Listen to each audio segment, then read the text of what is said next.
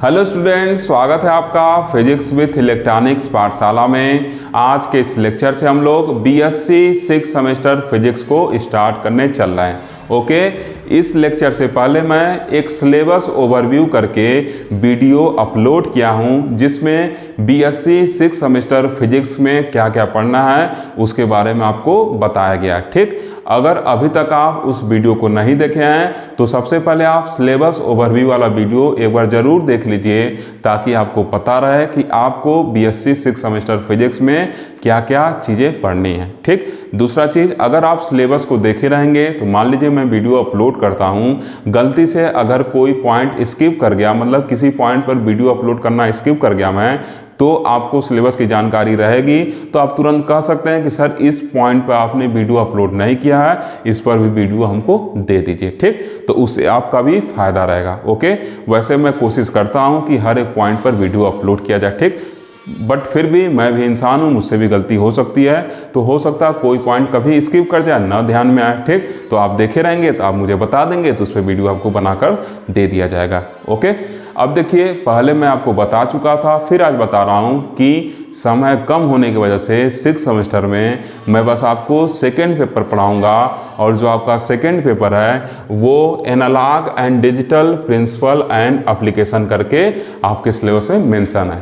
ठीक, अब जो ये सेकेंड पेपर है, इस सेकेंड पेपर का क्या है, 2 पार्ट है। मतलब ये जो पेपर है ये 2 पार्ट में बटा हुआ है। जो पार्ट ए है वो क्या है, आपका एनालॉग इलेक्ट्रॉनिक सर्किट है, और जो पार्ट बी है वो क्या है, आपका जो पार्ट बी है वो आपका डिजिटल इलेक्ट्रॉनिक्स है। क्लियर है चीज? पार्ट ए क्या है, एनालॉग इलेक्ट्रॉनिक सर्किट्स है, और जो पार्ट बी है वो डिजिटल इलेक्ट्रॉनिक्स है। ठीक, तो पार्ट ए जो है ये आपके लिए नया नहीं है। इस पार्ट ए को आप याद करिए, बीएससी सेकेंड सेमेस्टर फिजिक्स में पढ़ चुके हैं, जिसमें ये आप कैसे पढ़े थे, इसका जो नाम था वो सेमीकंडक्टर डिवाइसेस एंड सर्किट करके था। ठीक, किसी यूनिवर्सिटी में उसका नाम क्या था, सेमीकंडक्टर डिवाइसेस एंड सर्किट करके था। और पहले जब उसको पढ़ाया जाता था, मतलब जब न्यूज़ क्वेश्चन पॉलिसी लागू नहीं होती, उसी को एनालॉग इलेक्ट्रॉनिक सर्किट करके पढ़ाया जाता था। ठीक, तो दोनों चीज़ सेम है।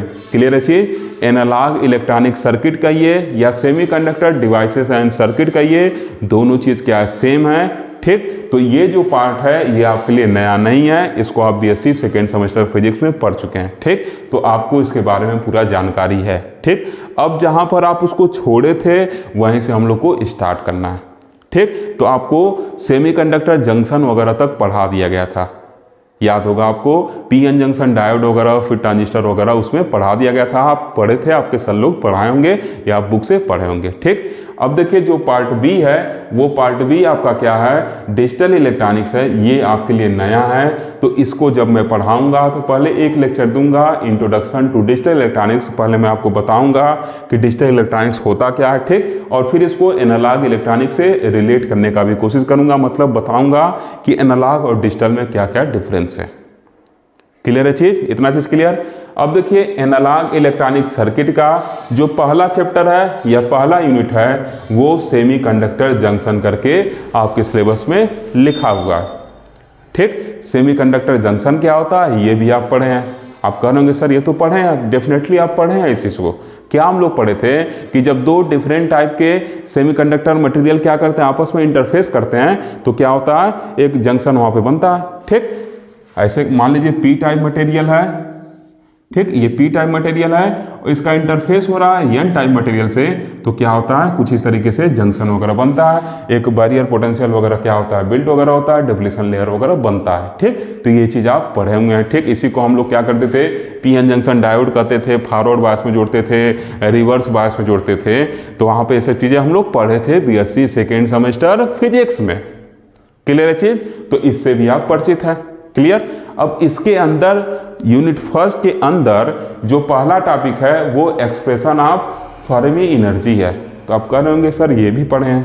तो आपके मन में आ रहा होगा अक्सर आप गलती से कहीं पिछले सेमेस्टर में नहीं चले गए हैं, आपके मन में आ रहा होगा, लेकिन मैं पिछले सेमेस्टर में नहीं गया हूँ, 6 सेमेस्टर का ही बात कर रहा हूँ। अगर आप सिलेबस देखे होंगे तो जो 6 सेमेस्टर का यूनिट फर्स्ट है उसका जो पहला टॉपिक है वो एक्सप्रेशन फॉर फर्मी एनर्जी करके मेंशन है, और ये आप BSc 5th सेमेस्टर के स्टैटिस्टिकल मैकेनिक्स के चौथे यूनिट में पढ़ चुके हैं। इसको मैं रिसेंटली अभी 10-15 दिन पहले पढ़ाया था। ठीक, तो ये भी टॉपिक आप पढ़ चुके हैं, एक्सप्रेशन फॉर फर्मी एनर्जी भी पढ़ चुके हैं। ठीक, इसका लिंक डिस्क्रिप्शन बॉक्स में दिया गया है, वहां पे आप क्लिक करके पहले इसको पूरा अच्छे से पढ़ लीजिएगा। ठीक, थोड़ा बहुत मैं इसको समझा देता हूं, बाकी आपको कह दूंगा अभी लास्ट में कि आप जाके वहां से पढ़ लीजिएगा। क्लियर है चीज? तो देखिए आज हम लोग पहला टॉपिक अपना यूनिट फर्स्ट का कवर कर लेंगे, कल फिर दूसरा टॉपिक हम लोग क्या करेंगे, स्टार्ट करेंगे। ओके, तो देखिए फर्मी एनर्जी होता क्या है, ये चीज़ मैं डिटेल में पढ़ा चुका हूँ आपको, लेकिन फिर एक बार रिकॉल करवा देता हूँ। ठीक, तो देखिए जो पहला हेडिंग आप डाल लीजिएगा एक्सप्रेशन फॉर फर्मी एनर्जी।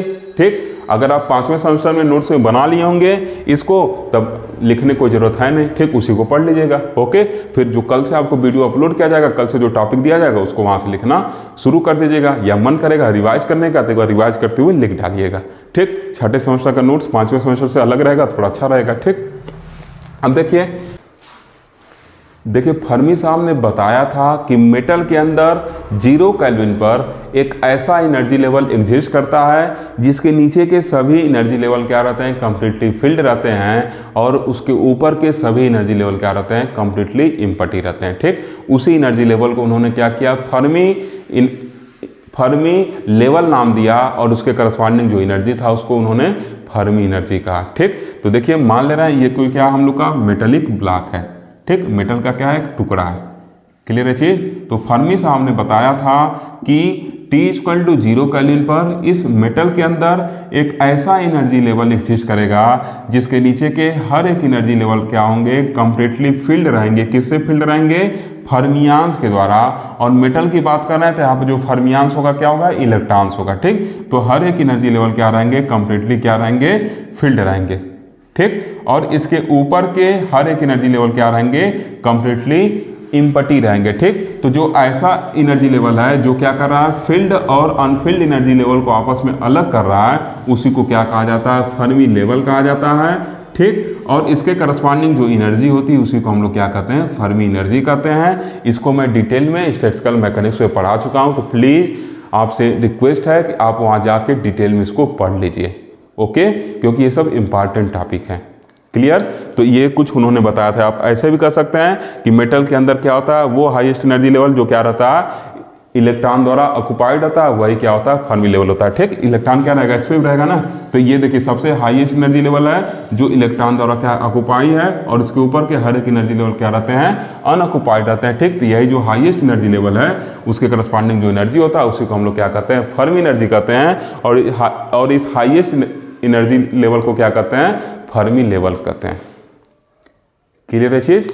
ठीक, तो इसको हम लोग डिटेल में पढ़ चुके हैं। जब इसके एक्सप्रेशन को आप निकालेंगे, मतलब EF के वैल्यू को जब आप निकालेंगे तो वो वैल्यू कुछ इतना ही आएगा। इसको हम लोग डिटेल में निकाल चुके हैं। तो प्लीज़ आपसे रिक्वेस्ट है कि आप वो वीडियो जाकर जरूर देख लीजिएगा। डिस्क्रिप्शन बॉक्स में मैं उसका लिंक दे दूंगा, वहाँ से क्लिक करके आप डायरेक्ट इस वीडियो को देख सकते हैं, और इसको पूरा अच्छे से आप नोट कर लीजिएगा।